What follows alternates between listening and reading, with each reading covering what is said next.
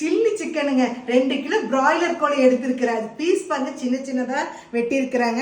இதை வந்து நம்ம டேஸ்டியான ஒரு சில்லி சிக்கன் போட்டுடலாங்க. 10 ஸ்பூன் கார்ன்ஃப்ளவர் மாவு,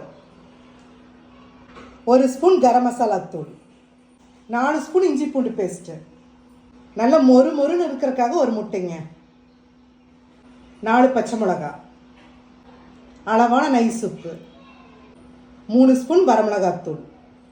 இது நல்ல ஒரு கலக்கிக்கலாங்க. இப்போ சில்லி சிக்கன் போட்டு நல்லா கலக்கிங்க. அரை மணி நேரம் ஃப்ரிட்ஜில் வச்சுக்கலாம், இல்லாட்டினா வெயிலில் வச்சுக்கலாங்க. நல்லா மொறு மொறு மொறுன்னு இருக்குங்க.